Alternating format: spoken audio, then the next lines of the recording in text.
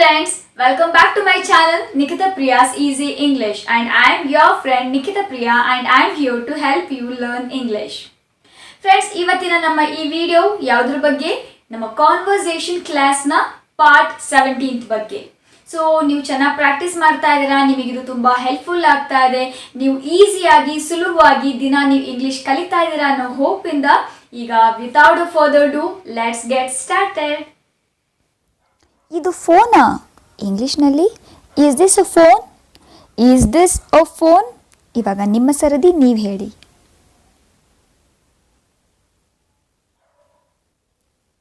ಇದು ಫೋನ್ ಅಲ್ಲ, ಆದರೆ ಇದು ಟ್ಯಾಬ್.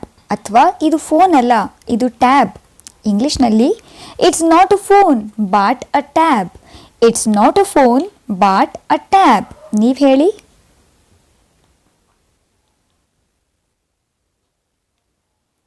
ಅವರು ಡಾಕ್ಟರಾ? Is he a doctor? Is he a doctor? ನೀವು ಹೇಳಿ.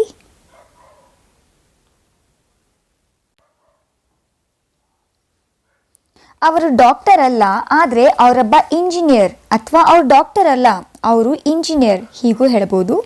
ಹಿ is not a doctor but an engineer. He is not a doctor but an engineer. ನೀವು ಹೇಳಿ.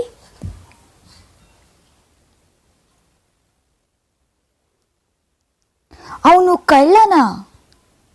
Is he a thief? Is he a thief? ನೀವು repeat ಮಾಡಿ.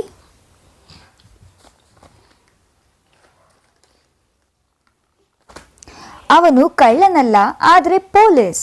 ಇದನ್ನು ಇಂಗ್ಲಿಷ್ನಲ್ಲಿ he is not a thief but a police. He is not a thief but a police. ಈಗ ನೀವು repeat ಮಾಡಿ.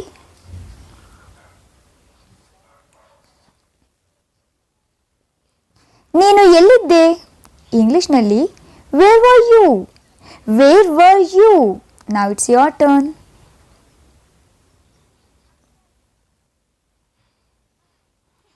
ನಾನು ನಿನ್ನ ಹಿಂದೆ ಇದ್ದೆ. ಇಂಗ್ಲಿಷ್ನಲ್ಲಿ I was behind you. I was behind you. ಇವಾಗ ನೀವು ರಿಪೀಟ್ ಮಾಡಿ.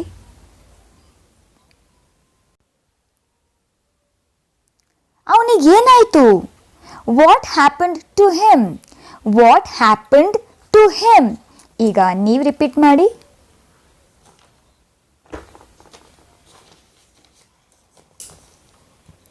ಅವನು ಮೆಟ್ಟಿಲುಗಳಿಂದ ಕೆಳಗೆ ಬಿದ್ದ ಅಥವಾ ಕೆಳಗೆ ಬಿದ್ದನು.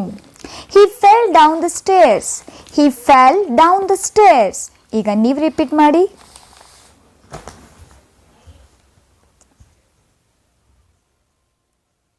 ಇದನ್ನ ಅವನಿಗೆ ಕೊಡು. Give it to him. Give it to him. ಈಗ ನೀವು ರಿಪೀಟ್ ಮಾಡಿ.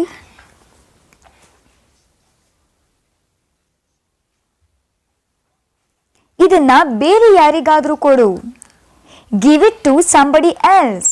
Give it to somebody else. Repeat ಮಾಡಿ.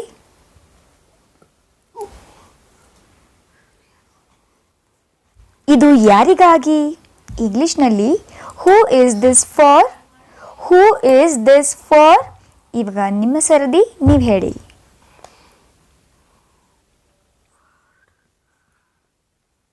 ಇದು ನಿಮಗಾಗಿ. It is for you. It is for you. ನೀವು ಹೇಳಿ.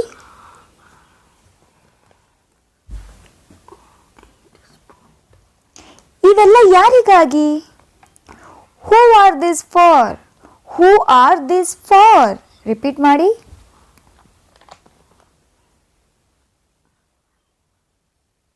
ಇವು ನಿಮಗಾಗಿ. These are for you. These are for you. Now it's your turn.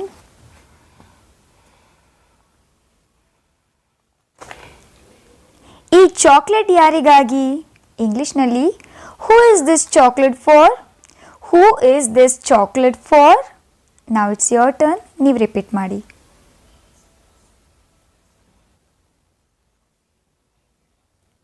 ಇದು ಅವಳಿಗಾಗಿ.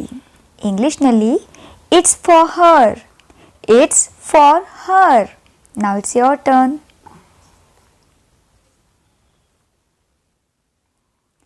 ಇದು ನನಗಾಗಿಯೇ ಅಥವಾ ಇದು ನನಗ? Is this for me? Is this for me? Repeat ಮಾಡಿ.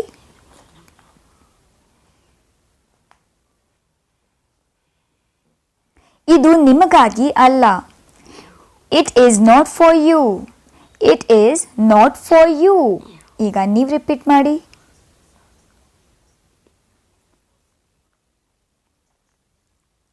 ಇದು ಬೇರೆಯವರಿಗಾಗಿ. ಇಂಗ್ಲಿಷ್ನಲ್ಲಿ it is for somebody else. It is for somebody else. ಈಗ ನೀವು ಹೇಳಿ.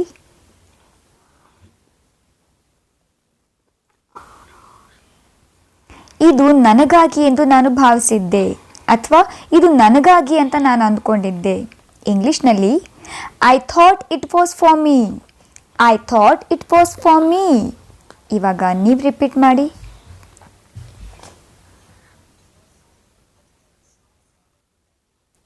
ಬಿಟ್ಕೊಡ್ಬೇಡಿ. Don't give up.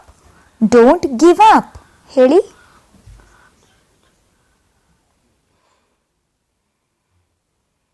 ಎಂದಿಗೂ ಬಿಡಬೇಡಿ ಅಥವಾ ಯಾವತ್ತೂ ಬಿಡಬೇಡಿ. Never give up. Never give up. Now it's your turn.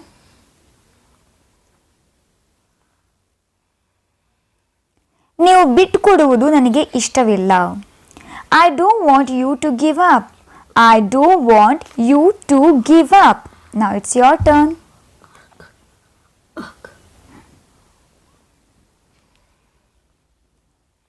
ನಾನು ಬಿಟ್ಟು ಕೊಡಲಿಲ್ಲ. I didn't give up. I didn't give up. Now it's your turn. You repeat.